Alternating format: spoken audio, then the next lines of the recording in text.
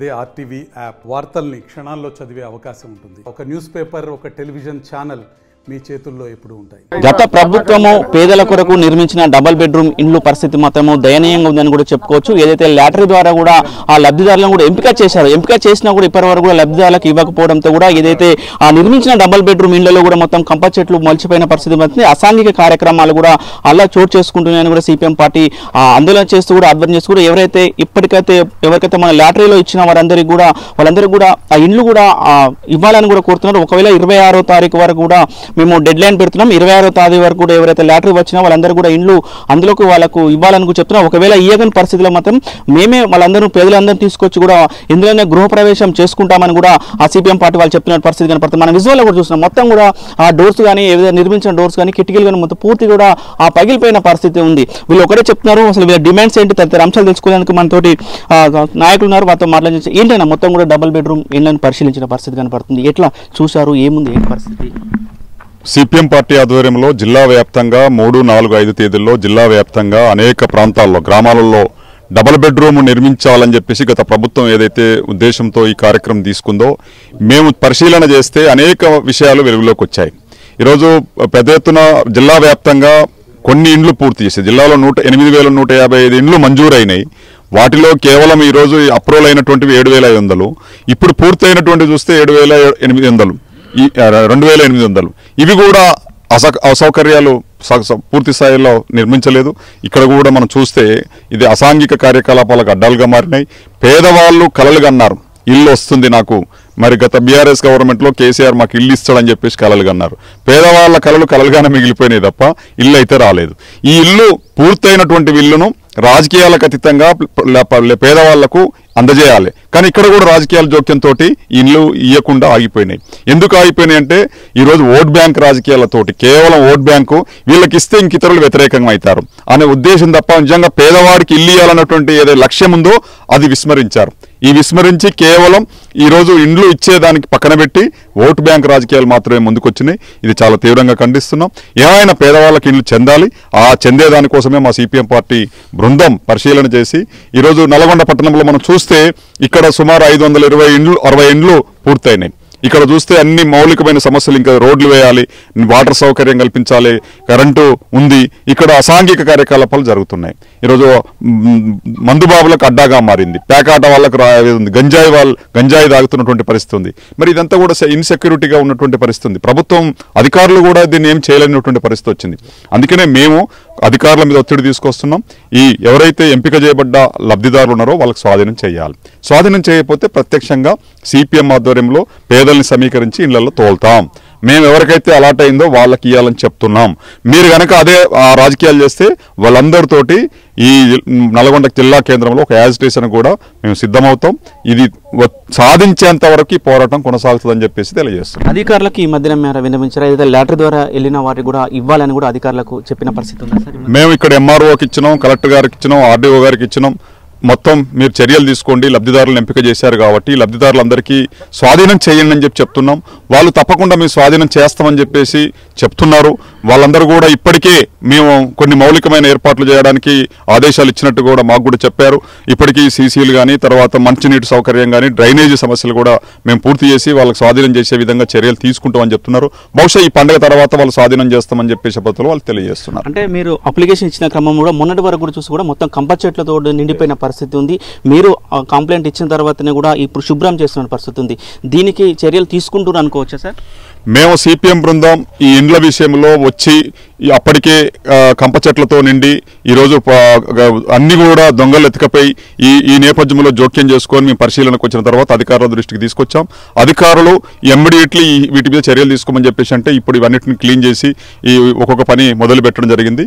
కాంట్రాక్టర్లు ఇంకా ప్రభుత్వానికి స్వాధీనం చేయలే.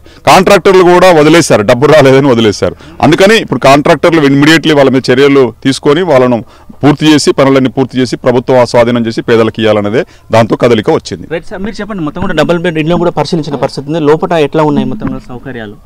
ఇప్పుడు ఇక్కడ చూసిన మేము పరిశీలన చేస్తే మొత్తం గాజు సీసాలు, తర్వాత మందు సీసాలు, కాటన్లు సంబంధించి, తర్వాత కిటికీలు పలిగిపోవడం, దర్వాజాలు ఎత్తుకపోవడం, ఇట్లాంటి దారుణమైన పరిస్థితి ఉంది. ప్రజాధనం అనేది దుర్వినియోగం అవుతున్న పరిస్థితి ఉంది. కోట్ల రూపాయలు డబ్బులు ప్రభుత్వం ఖర్చు పెట్టి ఇది ప్రజలకు అందుబాటులో లేకుండా చేసే పరిస్థితి సరైనది కాదు. కిరాయిలు కట్టలేక నల్గొండ పట్టణంలో అద్దె ఇళ్లలో నివాసం ఉంటూ తీవ్రమైన ఇబ్బందులు పడుతున్న ప్రజలను వదిలిపెట్టి ఇక్కడ కట్టే డబ్బులు బిల్డింగ్లు వదిలిపెట్టే పరిస్థితి సరైనది కాదు. మేము అనేక సార్లు సిపిఎం పార్టీగా ఆందోళన చేసిన ఫలితంగా డబుల్ బెడ్రూమ్ ఇండ్ల కోసం దరఖాస్తులు తీసుకున్నారు. దాదాపు 11,000 మంది 12,000 దరఖాస్తులు నల్గొండ టౌన్లో వస్తే అవి 3,500 మందిని అర్హులుగా తేల్చారు. కానీ ఆ 3,500 మందిలో కూడా ఉన్న 550 మందికి మొదటి విడతగా ఇస్తామని చెప్పి ఆ మొదటి విడత లక్కీ డ్రా ద్వారా వీడియో కెమెరాల ద్వారా పారదర్శకంగా ప్రజలందరినీ చూపిస్తూ డ్రా చేశారు. నిజమైన అర్హులు 552 మంది. వీళ్ళకి ఖచ్చితంగా ఈ బిల్డింగ్ని స్వాధీనం చేయాలని చెప్పి సిపిఎం పార్టీ మళ్ళీ ఆందోళన చేసింది. గత నెలలో జిల్లా కలెక్టర్ గారిని కలిసాం, వారికి వినతి పత్రం ఇచ్చినాం. ఈ స్వాధీనం చేయాలి, లేకపోతే మేమే స్వాధీనపరచుకుంటామని చెప్పి హెచ్చరిక చేసిన తర్వాత పనులు ఇక్కడ ప్రారంభమైనాయి. కాంట్రాక్టర్లు వస్తున్నారు. రోడ్లు, కంప చెట్లు అంతకుముందు మేము చూసే సందర్భంలో కంప చెట్లు ఇవన్నీ కూడా ఉండే. ఇప్పుడు కొత్త రెండోసారి మేము వస్తున్న క్రమంలో కొత్త క్లీను ఉంది. రేపు జనవరి 15 నాటికి కంప్లీట్ చేస్తామని చెప్పి కలెక్టర్ గారు కూడా అధికారుల మీటింగ్లో చెప్పినట్టు పేపర్లలో వచ్చింది. కాబట్టి అది చేసి జనవరి 26 సందర్భంగా, గణతంత్ర దినోత్సవం సందర్భంగా ఈ లబ్ధిదారులందరికీ స్వాధీనం చేయాలి, గృహప్రవేశాలు చేయించాలని చెప్పి సిపిఎం పార్టీ డిమాండ్ చేస్తుంది. లేకపోతే ఫిబ్రవరి 1st వీక్లో ఖచ్చితంగా మేమే లబ్ధిదారులతో కలిసి సిపిఎం పార్టీ స్వాధీనానికి మేము వస్తామని చెప్పి తెలియజేస్తా ఉన్నాం. చెప్పండి, మొత్తం కూడా సిపిఎం పార్టీ పోరాటాల ద్వారానే కూడా ఇలా డబుల్ బెడ్రూమ్ ఇండ్లు, నిన్నటి వరకు కూడా కంప చెట్లతో ఉన్న డబుల్ బెడ్రూమ్ ఇండ్లు ఈ రోజు ఒక కొలిక్కి వచ్చినట్టు కూడా కనపడుతున్న పరిస్థితి కనపడుతుంది. ఎట్లా ఉండబోతుంది సార్? ఇప్పటి వరకు ఎట్లా ఉన్నారు ప్రభుత్వ అధికారులు? అయితే చలనం వచ్చినట్టు కనబడుతుంది. కానీ ఏదైతే ప్రజల నుంచి ఎన్నుకున్న నాయకులు మాత్రం, ఎందుకంటే 452 మంది డ్రాలు అంటే 3,000 మందిలో అర్హులు అని చెప్పి ప్రకటన చేయటం జరిగింది. గతంలో 9,000 మంది దరఖాస్తు ఇస్తే నల్గొండ పట్టణంలో ఇల్లు లేని వాళ్ళు అర్హులుగా 3,000 మంది ప్రభుత్వం అధికారులు ఎంక్వైరీ చేస్తే ఆ 3,000 మందికి లేవు కనుక ఉన్న దాంట్లో ఇవ్వాలని చెప్పి ఆ 3,000 మంది వేసిన డ్రాలో వెళ్ళిన వాళ్ళే 400 పైచీలకు. అధికారుల కాడ ఇంకా 100 పైచీలకు ఉన్నాయి. వాళ్ళు ఎవరికైనా వాళ్ళు రాజకీయ లబ్ధిగా ఉండరు కనుక మేము చేసుకుంటూ దానికి మేము ఇబ్బంది అంటలే. ఏదైతే డ్రాలో తీసిన 3,000 మందిలో తీసిన డ్రాలు 400 పైచీలకు ఉన్న వాళ్ళందరికీ కూడా ఇవ్వాలన్నట్టు ఉన్నది. మొత్తం జిల్లాలో కూడా, రాష్ట్రంలో కూడా ఇదే పరిస్థితి ఉన్నది. సంవత్సరమైంది గవర్నమెంట్ వచ్చి అధికారులు వాళ్ళు చలనం చేసి ఉన్నాయి బెడ్రూమ్లో ఇబ్బంది లేకుండా చేయాలనేది వాళ్ళ వైపు నుంచి ఉండాలి. ఇక్కడ ఉన్న ఎమ్మెల్యే గారు మంత్రి అయినరు, సంతోషం. కానీ వీటి మీద చొరవ తీసుకొని చేయాలనేటట్టుగా ఇలా ప్రజాపాలన అని చెప్తున్నారు. ప్రజలు ఇబ్బంది పడుతున్నారు. ఉన్నది ఈ బిల్డింగ్ ఉన్నది, సౌకర్యం మోతాదు ఏంటంటే ఒక 2-3 కోట్ల రూపాయలు బిడ్ చేస్తే ఎమ్మడే రోడ్డు పడుతుంది, కరెంట్ లైన్ ఉన్నది, మౌలిక వసతులన్నీ కూడా కొన్ని ఎత్తుకుపోయినాయి కనుక కాంట్రాక్టర్లు బిల్లు ఇవ్వలేదు. కానీ తక్షణం రోజు నల్గొండలో అందుబాటులో ఉండి ప్రజాపాలన చేస్తామంటున్నారు. మరి ఇంతమంది ప్రజలకు ఇబ్బంది జరుగుతున్నప్పుడు చేయాలనేది సిపిఎం పార్టీకి డిమాండ్ చేస్తున్నారు. రాబోయే కాలం చేయకపోతే ఖచ్చితంగా నిలదీస్తాం. ఆ ప్రజలకు ఇళ్ళల్లో పంపించిన దాకా మా పార్టీ ఉంటుంది. చెప్పండి, ప్రభుత్వం ఏం చెప్పబోతున్నారు? మొత్తం కూడా ఎట్లాంటి పరిస్థితులు ఉన్నాయి? పేదల పరిస్థితి ఎట్లా ఉంటుంది సార్? వాస్తవంగా డబుల్ బెడ్రూమ్ ఇళ్లకు సంబంధించినటువంటి విషయంలో గత ప్రభుత్వమే పంపిణీ చేయాలి. ఆ ప్రభుత్వ నిర్లక్ష్యం మూలంగానే ఈ ప్రభుత్వం వచ్చేదాకా కూడా ఈ పంపిణీ జరగట్లే. సిపిఎం పార్టీ కలెక్టర్ గారికి దరఖాస్తు ఇచ్చి ఫీల్డ్ విజిట్ చేయమని చెప్పాను. వారు ఫీల్డ్ విజిట్ చేసి మౌలిక వసతులు కల్పించమని చెప్పాను. వీటి సాధన కోసం ఇప్పుడు నల్గొండ టౌన్లో ఉండేటటువంటి 552 మంది డబుల్ బెడ్రూమ్ లబ్ధిదారులతో కలిసి మేము ఒక పోరాట కమిటీని రూపొందించాం. రేపటి నుంచి క్లాక్ టవర్ సెంటర్లో 10వ తారీఖు వరకు నిరాహార దీక్షలు చేస్తా ఉన్నాం. వీళ్ళు 15వ తారీఖు వరకు ఇక్కడ మౌలిక వసతులు కల్పిస్తామని చెప్పన్నారు. జనవరి 26వ తారీఖు గణతంత్ర దినోత్సవాన్ని పురస్కరించుకొని ఈ అర్హులైనటువంటి పేదలకు ఇళ్లు పంపిణీ చేయకపోతే జనవరి 26 తర్వాత ఏ రోజైనా మేము ఈ ఇళ్లలోకి వచ్చేసేస్తాం. నిజంగా మంత్రి గారు స్పందించాలి. లబ్ధిదారులు ఎంపిక జరిగిన తర్వాత వెంటనే మంత్రి గారు స్పందించి జిల్లా అధికారులకు ఆదేశాలు ఇచ్చి ఇక్కడ అవసరమైనటువంటి 2 నుంచి 4 కోట్ల రూపాయలు అయితే రోడ్లు, డ్రైనేజీ, ఎలక్ట్రిసిటీ ఇట్లాంటి మంచినీటి సౌకర్యం కల్పించడానికి ఆస్కారం ఉంది. 100,000 కోట్ల రూపాయలు తీసుకొస్తున్నా, నేను అభివృద్ధి చేస్తున్నా అని చెప్పి అంటున్నాడు. ముందు ఈ లబ్ధిదారులు 552 మంది ఎవరైతే ఎంపికైనరో ఈ 552 మందికి ఇళ్ళు ఇచ్చి ఇక్కడ గణతంత్ర దినోత్సవాన్ని జరుపుకోవాలని చెప్పి మంత్రి గారిని కోరుతాం. నల్గొండ పట్టణంలో గతంలో 2015లో నిర్మాణం జరిగిన డబల్ బెడ్రూమ్ ఇల్లు గతంలో 24వ వార్డు, ఇప్పుడు 5వ వార్డు. ఇక్కడ సుమారు 12 ఎకరాల్లో మొత్తం కూడా 552 ఇండ్లు టీఆర్ఎస్ ప్రభుత్వంలో నిర్మాణం చేయడం జరిగింది. ప్రభుత్వాలు మారినప్పటికీ కూడా ఇక్కడ నల్గొండ పట్టణంలో పేదలకు అందని పరిస్థితి ఉన్నది. మొన్న 2023లో వార్డు 48 వార్డులలో లాటరీ పద్ధతిలో వాళ్ళందరినీ కూడా గుర్తించి ఒక రికార్డ్ చేయడం జరిగింది. వాళ్ళందరికీ కూడా డబుల్ బెడ్రూమ్ ఇండ్లు ఇవ్వాలని చెప్పేసి డబుల్ బెడ్రూమ్ పోరాట సాధన కమిటీ ద్వారా ప్రభుత్వానికి హెచ్చరిస్తున్నాం. లేని పక్షంలో ఫిబ్రవరి మాసంలో మేము దీని అందరినీ కూడా 552 మందిని సమీకరించి వాళ్ళ ఇళ్లలో వాళ్ళని పంపించే విధంగా డబుల్ బెడ్రూమ్ పోరాట సాధన కమిటీ ద్వారా, అదేవిధంగా సిపిఎం పార్టీ వారి నాయకత్వంలో దీనికి ముందుకు తీసుకెళ్తామని చెప్పేసి డబుల్ బెడ్రూమ్ ఇళ్ళు వచ్చే వరకు ఈ రేపటి నుంచి 6 నుంచి 10వ తారీఖు వరకు క్లాక్ టవర్ సెంటర్లో నిరాహార దీక్షలు చేస్తున్నాం. వాళ్ళందరినీ కూడా పేద ప్రజలకు ఇచ్చే వరకు ఈ పోరాటం కొనసాగుతుందని చెప్పేసి డబుల్ బెడ్రూమ్ పోరాట సమితి కమిటీ ఆధ్వర్యంలో మీ అందరికీ కూడా విజ్ఞప్తి చేస్తున్నాం, ప్రభుత్వానికి హెచ్చరిస్తున్నాం. ప్రభుత్వం ఇప్పటి వరకు కూడా డబుల్ బెడ్రూమ్లు నిర్మించి కూడా పంపిణీ చేయలేదు, ఎట్లా చూడొచ్చు మేడం? ఇది 2017లోనే ఇండ్లు మొదలుపెట్టారు. గతంలో మేము 2 సంవత్సరాల క్రితం కూడా ఇక్కడ సర్వే చేశాము. చేసినప్పుడు అప్పుడు 70% కూడా కంప్లీట్ అయింది. 70% అయింది. అప్పుడు మేము కాంట్రాక్టర్ని అడిగినప్పుడు మాకు నిధులు రాలేదు, మేము అందుకే అసంపూర్తిగా ఉన్నది, మాకు నిధులు వచ్చిన తర్వాత కంప్లీట్ చేస్తాను. ఇప్పుడు చూస్తే 99% కూడా కంప్లీట్ అయింది. కానీ కంప్లీట్ అయిన దాన్ని ఈ గత సంవత్సరంన్నర క్రితం లాటరీ ద్వారా లబ్ధిదారులు ఎంపిక చేశారు. సుమారు నల్లగొండ పట్టణంలో 13,000 మంది వరకు దరఖాస్తు చేసుకున్నారు. అందులో 3,500 మందిని అర్హులు ఉన్నవారుగా గుర్తించారు. అందులో 3,500 మందిలో లాటరీ తీసి 5,552 మందిని గుర్తించారు. గుర్తించినవి కూడా ఇప్పుడు సంవత్సరంన్నర నుంచి ఎందుకు ఇస్తలేరు వాళ్ళకి? వాళ్ళు సొంతింటి మాకు నెరవేరుతుందని ఎంతో ఆశతో సంవత్సరంన్నర చూస్తున్నారు, ఇంకా రావట్లేదు. ఇప్పుడు కొత్త ప్రభుత్వం వచ్చి సంవత్సరం అయింది. ఈ కొత్త ప్రభుత్వం వచ్చిన తర్వాత వీళ్ళు కాకుండా ఈ లబ్ధిదారులు కాకుండా కొత్త లబ్ధిదారులని తీస్తారేమో అనే అనుమానంతో ప్రభుత్వం కూడా అప్పుడప్పుడు అలాంటి కల్పిస్తున్నది వాళ్ళకి ఆలోచన.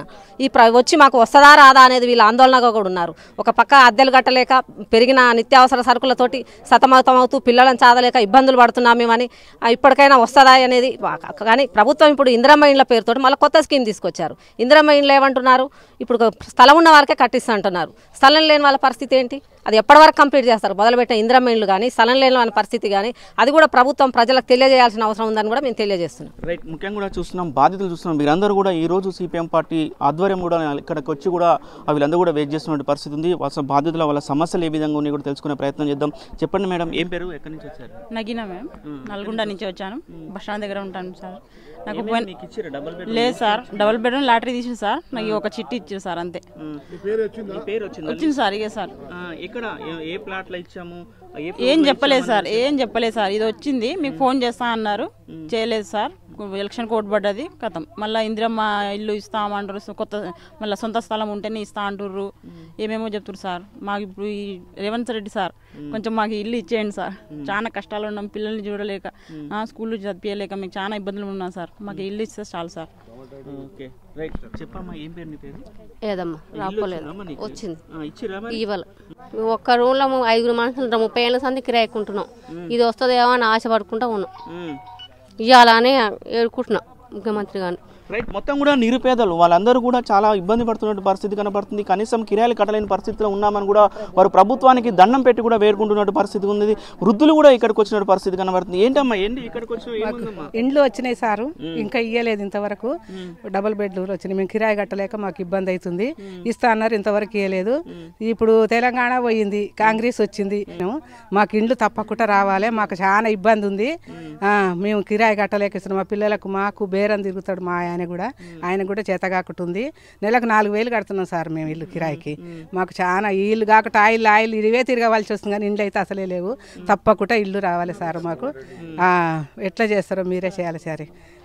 సరే, ముఖ్యంగా కూడా ఒకటే చెప్తున్న పరిస్థితి, బాధితులు ఒకటే చెప్తున్న పరిస్థితి. అదే సిపిఎం పార్టీ నాయకులు ఒకటే చెప్తున్నారు, ఏదైతే లాటరీ ద్వారా ఎవరైతే లాటరీ ద్వారా కూడా ఇచ్చిన వాళ్ళందరూ కూడా ఏమంటే డబుల్ బెడ్రూమ్ ఇళ్లను కూడా పంపిణీ చేయాలని కూడా చెప్తున్నారు. 26వ తేదీ వరకు కూడా ఆ ప్రభుత్వం స్పందించి ఎవరికైతే లాటరీ ద్వారా వచ్చినాయో వాళ్ళని కూడా వాళ్ళకు గృహప్రవేశం చేయడానికి కూడా ఇక్కడ ఏర్పాట్లు చేయాలని కూడా చెప్తున్నారు. ఒకవేళ 26వ తారీఖు తర్వాత కూడా ఆ ప్రభుత్వం స్పందించకపోతే మేమే ఆ ఇండ్లను కూడా స్వాధీనం చేసుకుని ఎవరికైతే లాటరీ ద్వారా వచ్చినా వాళ్ళందరినీ కూడా ఆ ఇండ్లలోకి పంపిస్తామని కూడా సిపిఎం పార్టీ నాయకులు చెప్తున్న పరిస్థితి కనపడుతుంది. ఓటు స్టూడియో మరిన్ని వీడియోస్ కోసం ఛానల్ ని సబ్స్క్రైబ్ చేయండి. లేటెస్ట్ అప్డేట్స్ కోసం వాట్సాప్ ఛానల్ ని ఫాలో చేయండి. అండ్ లింక్ డిస్క్రిప్షన్ లో ఉంది.